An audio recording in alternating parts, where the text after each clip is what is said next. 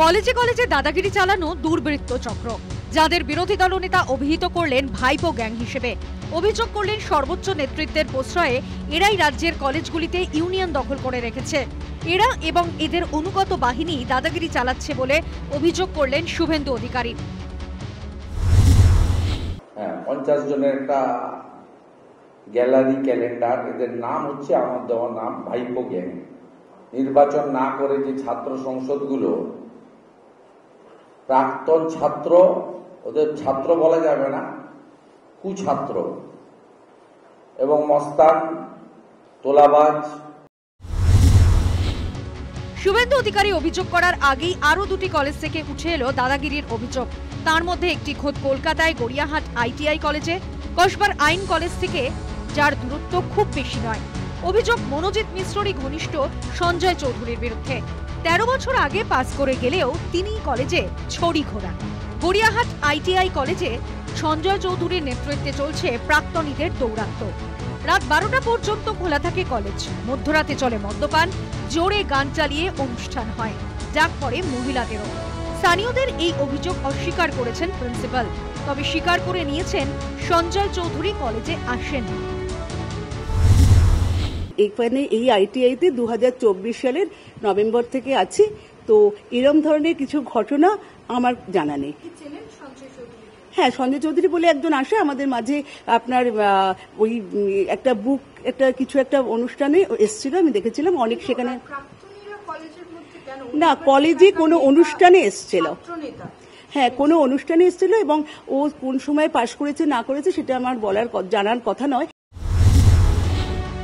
প্রিন্সিপালের পথেই যাবতীয় অভিযোগ উড়িয়ে দিয়েছেন কলেজের নিরাপত্তারক্ষী। রাত 12টার সময় আমি কোন দেখিনি। অভিযোগ করা হচ্ছে, আমি 4টার সময় চলে গেছি। ইউনিয়ন রুম কটার সময় বন্ধ করা হয়? 5টা বন্ধ করে। আর কলেজ কখন বন্ধ করা হয়? কলেজ 5টার সময় বন্ধ। কিন্তু স্থানীয়রা যে অভিযোগ করছে রাত 12টার সময় ভোজপুরি গান আমি জানি না। সোনারপুর মহাবিদ্যালয়ের একটি ভিডিওকে ফের মাথাচাড়া দিয়ে উঠল বিতর্ক। ভিডিওয়ে দেখা যাচ্ছে রাজপুর টাউন তৃণমূল যুব সভাপতি, সোনারপুর দক্ষিণের তৃণমূল ছাত্র সভাপতি প্রতীক কুমার দে মাথা টেপাচ্ছেন কলেজের এক ছাত্রীকে দিয়ে। প্রশ্ন উঠছে, কলেজে কি করছেন প্রতীক? তিনি সোনারপুর কলেজের পড়ুয়াও নয়, তবে অভিযোগ অস্বীকার করেছেন ওই ছাত্রী। প্রতীক দে যে আছে, উনি আমার দাদার বয়সী, ওনাকে আমরা দাদা ডাকি। ওখানে আমাদের ইউনিয়ন রুমটাকে দেখানো হয়েছে, যে ইউনিয়ন রুমে বসে আমরা নাকি এই ভিডিওটা আমি যেটা দেখলাম, তো ওটা সম্পূর্ণ ফেক, আর ওটা আমাদের ইউনিয়ন রুম ছিলই না, ঠিক আছে। তো দাদার নিয়ে যে এই কথাটা যে উঠেছে, ঠিক আছে, এইটা সম্পূর্ণ মানে ভুল কথা। আর যে ভিডিওটা করা হয়েছে সম্পূর্ণ ফেক ভিডিও করা হয়েছে এখানে। যারা করেছে আমাদের তৃণমূল ছাত্র পরিষদকে বা আমাদের ইউনিয়নকে বদনাম করার জন্য এটা করেছে, তো তাদের সূত্রে একটা কথাই বলবো যে নেক্সট টাইম যাতে এরকমটা না করে। এর আগে দলের মধ্যেও উঠেছিল অভিযোগ। দলেরই কাউন্সিলর পাপিয়া হালদার প্রতীকের বিরুদ্ধে আগে অভিযোগ জানিয়েছিলেন।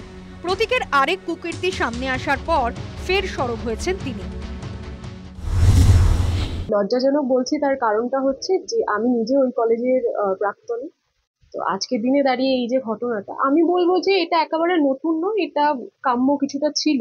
আমি এর আগেও ওর এগেনস্টে ওর কি কার্যকলাপ, আমাকে কিভাবে ফিজিক্যালি মেন্টালি হ্যারেস করা হয়েছিল, সেই সমস্ত কিছু নিয়ে আমি জানিয়েছিলাম। বিরোধীরা বলছেন মনোজিতের ঘটনা কোনো বিচ্ছিন্ন অভিযোগ নয়। গত কয়েক বছর ধরে লাগাতার এই অন্যায় অবিচার চলছে কলেজগুলোতে। মনোজিতের ঘটনা সামনে আসার পর অন্য কলেজগুলির ঘটনা সামনে আসছে। বিরোধীদের অভিযোগ, প্রশাসন তৎপর না হলে এই অবস্থা চলতেই থাকবে। News time.